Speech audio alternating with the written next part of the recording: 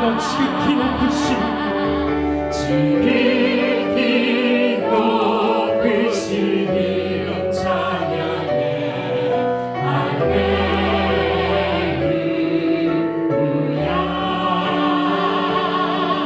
지키기 높으신 이름 찬양해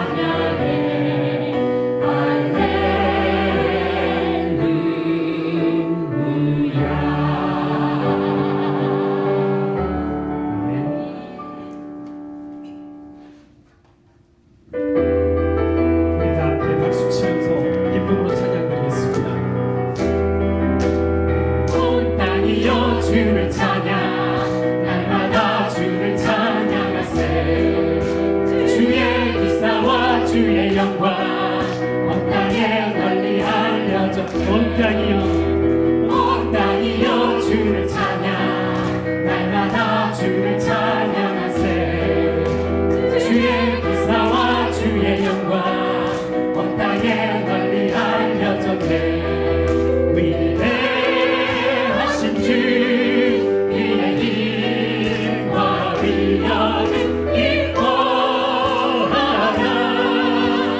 주의 다스리심이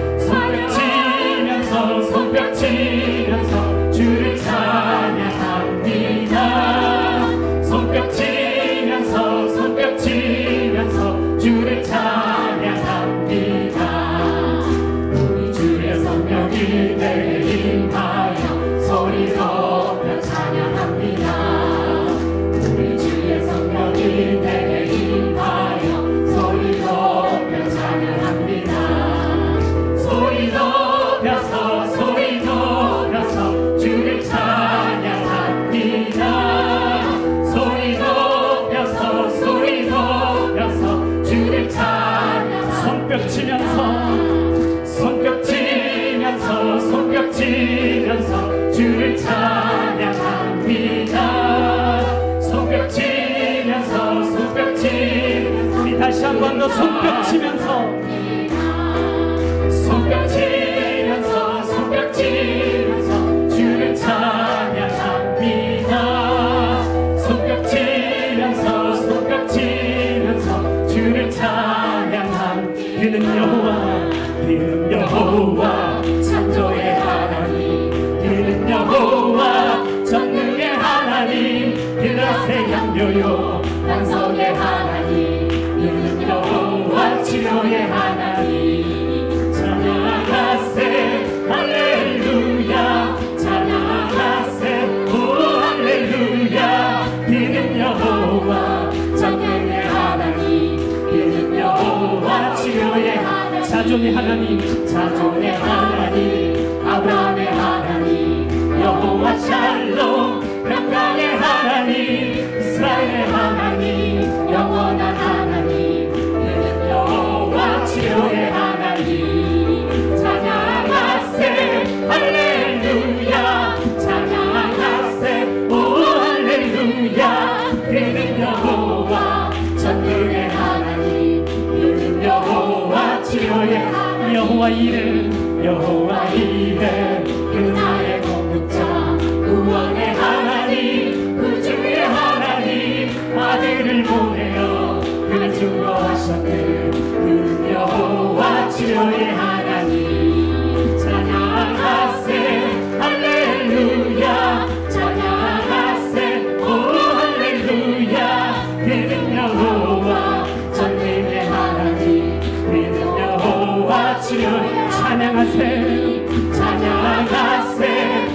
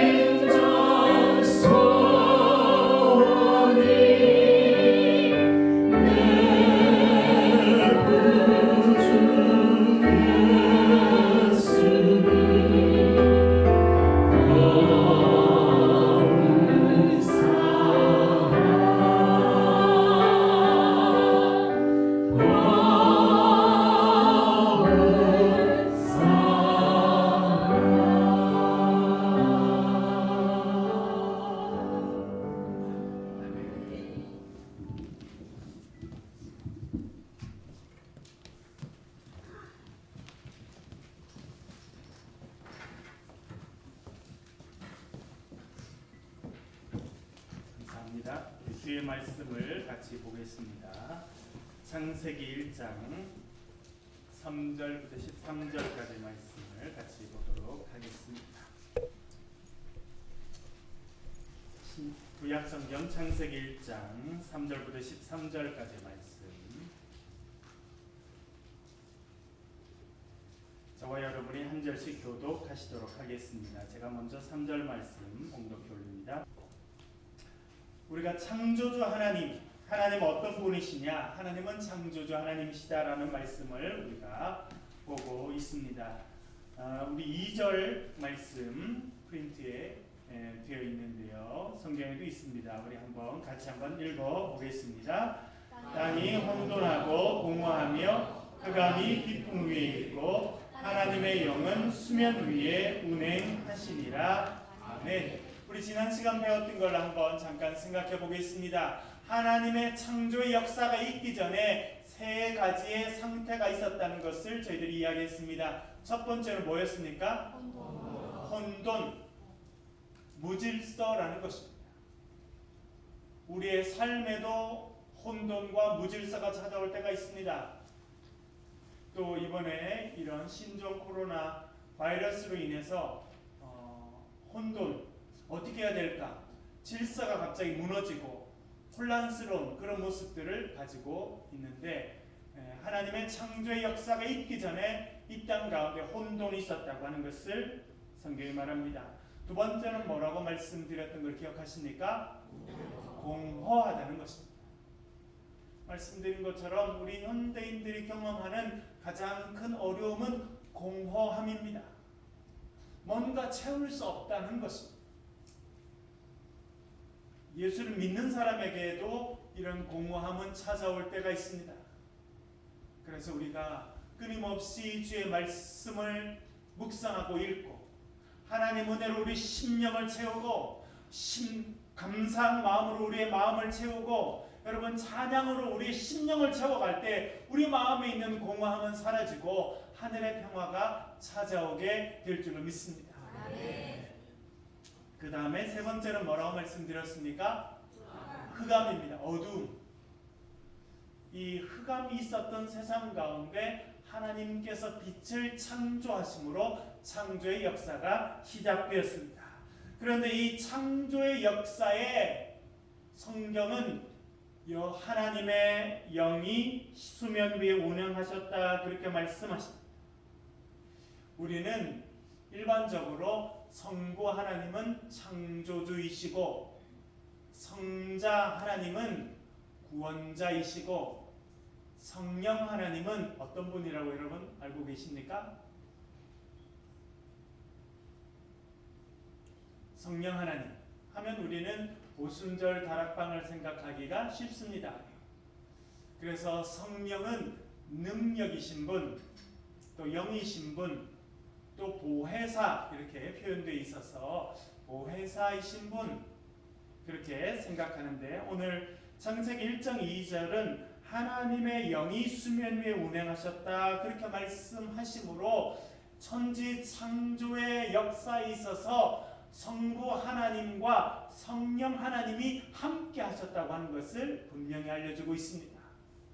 또한 여러분 요한복음에 가면 요한복음 1장부터 뭐라고 말씀하십니까? 태초에 뭐가 있었다고 말씀합니까? 태초에 말씀이 있었다. 로고스, 말씀이신 분 예수 그리스도이신데 태초에 말씀이 계셨고 만물이 그로 말미암아 지은 바 되었다라고 하는 것을 이야기해주고 있습니다. 여러분 사실은 삼위일체, 성부 하나님, 성자 하나님, 성령 하나님은 성경에 삼위일체라는 단어가 나오지 않습니다. 사실은 초대교회가 발전해 가면서 많은 이단들이 나오게 되고 이단들이 성경을 잘못 가르치고 하나님에 대해서 잘못 가르치게 됩니다.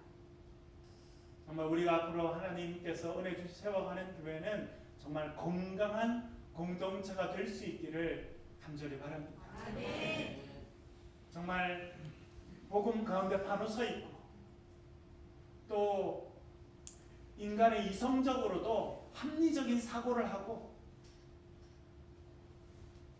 젠틀하고 정말 예수 그리스도의 성품을 담고 사탄의 지배나 거짓 영의 지배가 아니라 진리의 영이시고 창조의 영이신 성령의 지배를 받는 그런 사람들이 존중받는 그런 사회가 되고 그런 공동체가 될 때 정말 건강한 공동체가 될 줄 믿습니다.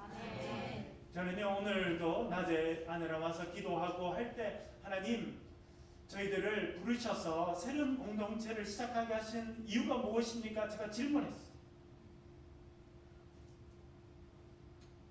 역사와 전통이 있는 그런 교회 가운데 우리가 지냈는데 하나님 왜 우리가 새롭게 거기서 다시 나와서 새로운 공동체를 해야 되고 그렇게 해야 됩니까? 질문 중에 하나입니다. 제가 하나 깨달아가는 것은 이 사회가 병들고 하나님의 교회도 병든 모습 가운데 많이 있기 때문에 그 건강성을 회복하도록 하나님께서 우리를 부르셨다는 것입니다. 중세 교회가 거대한 건물을 갖고 있었습니다. 여러분 로마에 가보십시오. 베드로 대성당 언젠가 저와 여러분 같이 한번 가시는 기회가 있으면 좋겠습니다. 왜 또 특별히 하면 또 크게 하시나요, 여러분? 가게 되면 인간이 만든 건축물의 화려함을 거기서 다 볼 수 있어요. 세계 최고의 예술품이 여러분 거기 다 있습니다. 그리고 그 성 베드로 성당 뒤를 가면 바티칸 시티가 있고 거기에 박물관이 있어요. 정말 여러분들 TV에서만 보는 그런 건축물들, 그런 그림들 그게 다 있습니다. 인간이 만들어낼 수 있는 최고의 예술품이 있는 곳이 그곳인데 그렇게 화려한 일들을 중세 가톨릭 교회가 했지만 성경에서 멀어져 있었어요. 건강하지 않았어요. 그래서 교회가 지배하던 시대가 중세 유럽이었는데 역사가는 지금의 역사에서 가장 어두웠던 시대가 중세 유럽 사회였다 이거예요. 왜 그래요? 교회가 없어서요? 화려한 건물이 없어서요? 아니요. 성령 가운데 지배받지 못했어.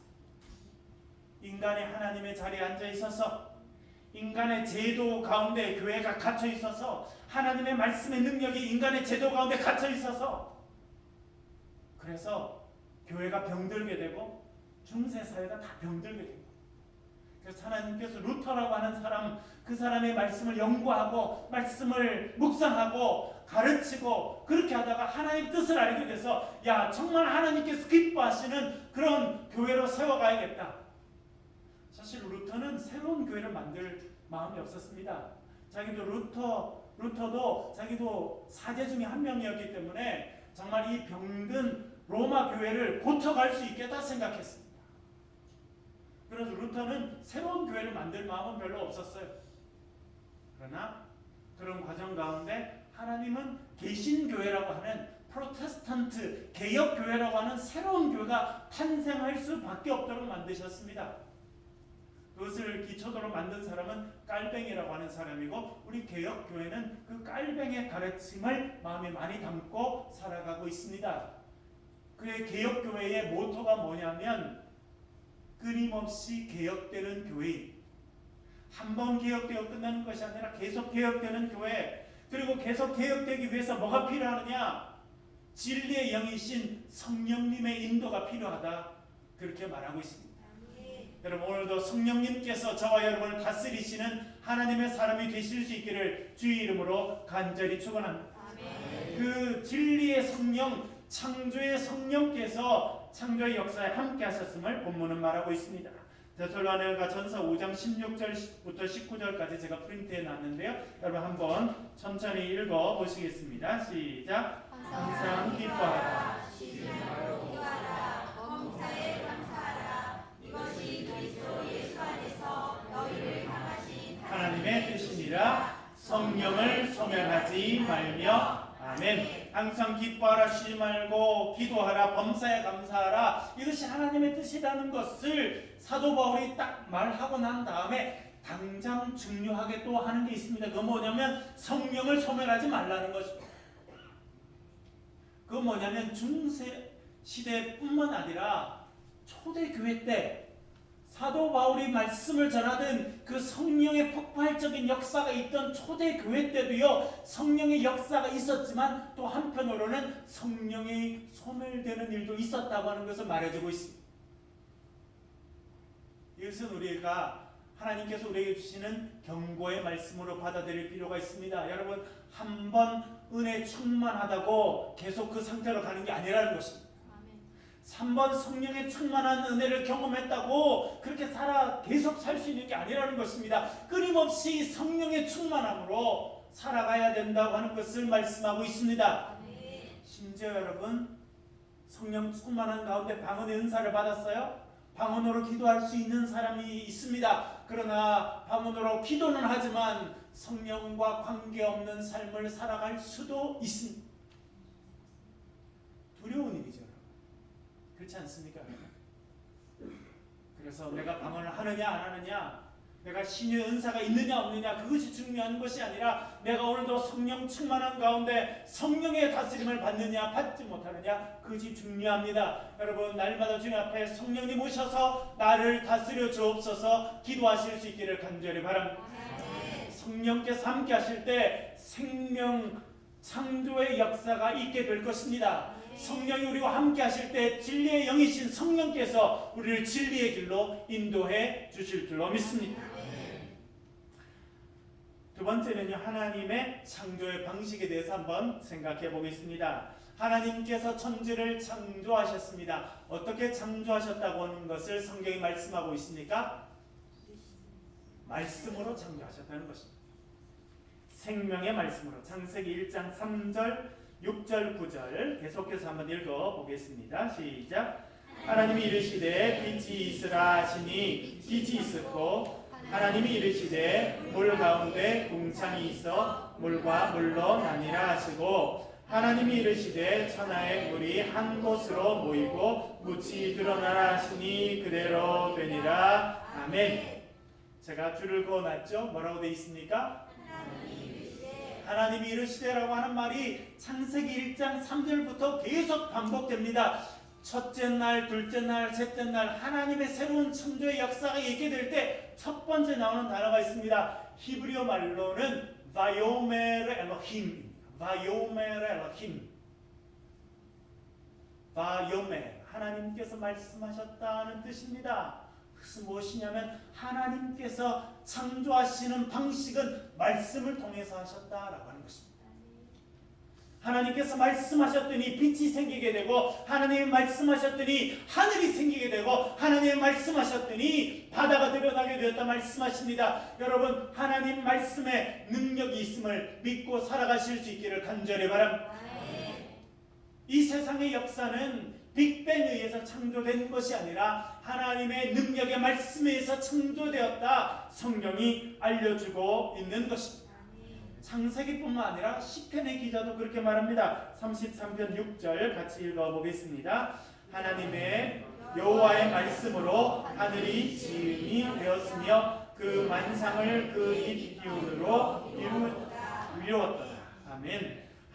여호와의 말씀으로 하늘이 지음이 되었으며 만상이 만물이 그의 입의 기운으로 이루어졌도다. 재미있는 표현은 그의 입의 기운이라고 하는 것입니다. 하나님의 입에서 나오는 하는 말씀, 그 능력, 지난번에 제가 말씀드렸죠. 하나님의 입에서 하고 나오는 거, 이 입김이죠. 입김. 그것을 루아흐라고 합니다. 루아흐를 입김으로 번역하기도 하고, 숨으로 번역하기도 하고, 바람으로 번역하기도 하고, 성령으로 번역할 수 있습니다. 그러니까 성령은 무엇이냐면 하나님의 입에서 나오는 입김, 숨결, 그것이 성령의 원어적인 의미인 것입니다.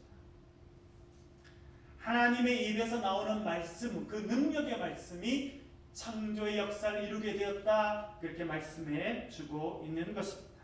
그런데 그것은 창조 때만 그렇게 이루어진 것이 아닙니다. 예수님께서 이 땅에 오셔서 하나님의 창조의 역사를 이루어 가시는데, 새 창조의 역사를 이루어 가실 때도 동일한 방법이 사용되고 있습니다.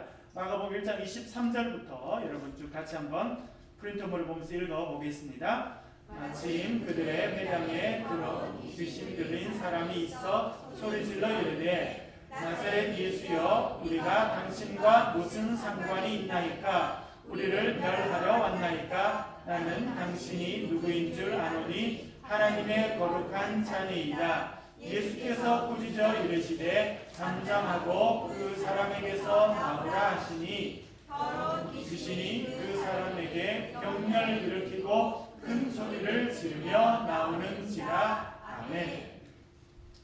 예수님께서 이 땅에 오셔서 하신 일은 새 창조의 역사다, 그렇게 말씀드릴 수 있습니다. 어떤 면에 새 창조의 역사냐? 하나님께서 하셨던 창조의 사역이 인간의 범죄로 인해서 훼손되었어요.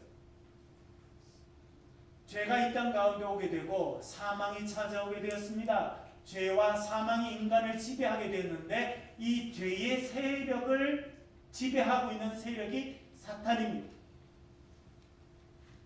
그러니까 사탄이 있는 곳에는 죄가 있게 되고 멸망이 있게 되고 사망이 있게 되는 것입니다. 그리고 사탄의 하수인으로 쓰임 받는 자들이 마귀이고 더러운 귀신입니다. 그러니까 여러분, 신약 성경에 봐서 더러운 귀신에 잡혔다라고 하는 것은 무엇을 이야기하냐면, 이 사람이 하나님의 영이신 성령이 아니라 지금 사탄의 영역 가운데 있다는 것입니다.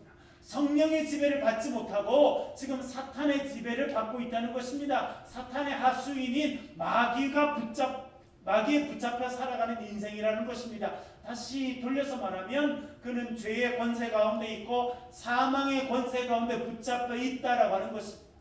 하나님의 생명의 역사에 있지 못하고 마귀의 역사 가운데 살고 있기 때문에 그는 죽음을 경험하고 있는 것이고 사망을 경험하고 있는 것입니다. 살아있지만 지금 죽음이 자기의 삶을 뒤덮고 있는 것입니다. 예수님께서 오셔서 하신 일은 무엇입니까, 여러분? 사망의 권세에 붙잡혀 있는 사람들을 생명으로 이끌어 주시는 생명사역입니다. 죄 가운데 붙잡혀 있는 자들을 죄의 권세에서 벗어나서 의인이 되게 하시는 사역입니다. 그리고 하나님께서 처음에 아담과 하와를 창조하신 다음에 주셨던 태초의 자유, 하나님과의 인격적인 교류, 그런 것들이 부서져 있는 사람에게 처음에 상태가 회복되도록 하시는 일을 하신 것입니다. 그것을 우리는 구원사역이라 말합니다.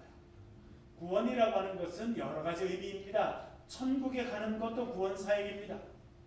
하나님과의 관계가 무너졌는데 그 관계가 회복되는 것도 구원입니다. 여러분, 인간들 사이에 반목이 있고 질서가 있고 당신 때문이야. 아담이 그러잖아요. 네가 어떻게 해서 내가 금지한 것을 먹었느냐 그랬더니 하나님이 나에게 지어주신 저 여자 때문에. 그래서 남자와 여자 사이가 벌어지게 되고 인간과 자연 사이가 벌어지게 되고 서로가 서로에게 원수처럼 되었습니다. 관계가 완전히 무너진 것, 그것이 죄의 결과였습니다. 예수님께서 오셔서 하신 일은 뭐냐면, 인간들이 하나님과 원수되었는데 그 무너진 관계가 회복되어지는 것이고, 죄로 인해서 담으로 막혀 있었던 그 담이 무너지고 하나님과 인간이 하나 되게 하시는 역사를 허락해 주셨습니다. 그것이 구원의 역사다라고 하는 것입니다. 뿐만 아니라 인간들 사이에 서로 반목하고 질시하고 미워하고 살았는데 그 마음이 변화되어서 너는 내 살 중에 살이요 뼈 중에 뼈라, 그렇게 고백했던 것처럼 무너진 관계가 회복되는 것, 그것이 구원의 역사인 것입니다. 그리고 사탄의 영역 가운데 살아가는 사람들, 그 사람들이 그 사탄의 다스림에서 벗어나서 생명의 영이신 성령의 다스림을 받는 것, 그곳으로 통치 영역이 옮겨지는 것. 제가 사실은 오늘 많은 좀 이야기를 하면서 조금 어려운 개념들도 쓰고 있는데요. 여러분, 구원이라고 하는 것은 또 정리하면 뭐냐면 사탄의 다스리는 영역 가운데 살던 사람이 성령의 다스리시는 영역으로 옮겨오는 것, 그것이 구원의 역사인 것입니다. 아멘. 구원을 여러 가지로 이야기할 수 있습니다. 말씀드린 대로 관계의 회복, 하나님과의 관계, 인간과의 관계의 회복을 이야기할 수 있습니다. 또한 우리의 삶의 영역이 회복되는 것입니다. 우리가 사탄이 지배하고 마귀가 지배하는 영역 가운데 살고 있으면 우리는 살아있지만 여전히 사망의 지배 가운데 살고 있는 것입니다. 그러나 예수 그리스도 안에서 우리는 사망의 영역에서 생명의 영역, 성령의 영역으로 옮겨오게 되는데 그것이 구원의 역사인 것입니다. 아멘. 예수님께서 오셔서 하신 사역 가운데 하나는 더러운 귀신 가운데 묶여있던 사람을 거기서 자유롭게 해주는 것입니다. 사탄의 영역, 마귀의 영역 가운데 지배받고 있던 사람들, 그 사람이 그 사탄의 집에서 벗어나게 하는 것, 그것이 치료의 사역이고 그것이 구원의 사역인데요. 오늘 본문에서 예수님께서는 뭘 통해서 그 일을 하신다고 말씀하십니까? 꾸짖어 이르시되 잠잠하고 그 사람에게서 나오라. 이 사람이 사탄의 영역 가운데 살고 있고 하나님께서 지으신 창조의 모습이 훼손된 채 사망의 영역 가운데 살고 있는 그를 다시 원래의 모습, 하나님의 자녀의 누렸던 자유의 모습으로 옮겨가게 하시는데 예수님께 쓰신 방법은 능력의 말씀으로 하셨다는 것입니다. 여러분, 예수 그리스도의 말씀에 능력이 있음을 기억하실 수 있기를 간절히 바랍니다. 우리가 그 말씀을 오늘도 읽고 묵상하고 때때로 그 말씀을 암송하고 살아갈 때 그 말씀이 우리에게 생명을 주는 능력의 말씀이 될 줄을 믿습니다. 제가 LA에서 부목사로 목회할 때 어느 장로님 한 분을 만났습니다. 그 LA에 있는 가장 큰 병원 중에 하나가 카이저 병원이라고 하는 곳인데 그게 30년 가까이 일하셨던 분입니다. 물론 한국에서 의과대학을 졸업하고 의사가 되신 다음에 미국에 가셔서 다시 의사가 되셔서 오랫동안 하셨는데 언제 한번 제가 소개해드렸습니다만 그분이 영어로 책을 쓰셨습니다. 저에게 보내주셨어요. 제가 지난번에 한국에 있을 때 다시 그거를 저한테도 하나 더 보내주셨는데 그분은 아주 유명한 의사이시고 한인사회에서도 중요한 역할을 하는 그런 분이셨는데 그분이 그러시더라고요. 본인이 의사로 또 교회의 교인으로 성경 말씀을 읽어보니까 하나님이 우리에게 참 놀라운 일을 주셨다는 겁니다. 놀라운 능력을 주셨다. 그건 뭐냐면 예수 그리스도의 이름에 있는 능력을 주셨다는 거예요. 이분이 의사로서 많은 일들을 하고 수많은 사람들을 고쳤습니다. 그런데 자기가 의사로 하는 것 외에 또 하는 일이 있어요. 그 장로님은 꼭 조그만한 기름병 하나를 갖고 다녀요. 올리브 기름 있는 거. 그리고 자기가 환자를 신방할 때 제가 꼭 물어본답니다. 나는 의사인데 또한 교인이기도 합니다. 내가 의학적으로 당신에게 처방할 수 있는 일 다 하지만 내가 할 수 없는 일도 참 많습니다. 그래서 내가 할 수 있는 일 가운데 하나는 예수 그리스도 이름으로 당신을 위해서 기도하는 것인데 기도해도 되겠습니까? 물어본다. 그럼 해달라 그러면 그분은 조그마한 기름병을 꺼내가지고 손에 이렇게 해서 그분의 손에 십자가를 이렇게 그어주고 기도해줘요. 한 번은 식사하자 그래서 저랑 그 장로님이랑 같이 앉아 식사했는데 장로님 조그만 기름병 하나를 주시더라고요. 장로인 제가 그렇게 해도 하나님께서 은혜를 주시니 하나님께서 기름 부으신 세우신 목사님이 하면 얼마나 하나님께서 은혜를 주시겠습니까? 그러면서 저에게 기름병 하나 주고 목사님 기름을 이렇게 해서 십자가를 해주고 기도해 주라는 거예요. 때때로 제가 하고 때때로 잘 못할 때도 있습니다. 근데 제가 하나 배운 게 있어요. 그건 뭐냐면 이분 확신이 있는 거예요. 여러분, 인간이 아무리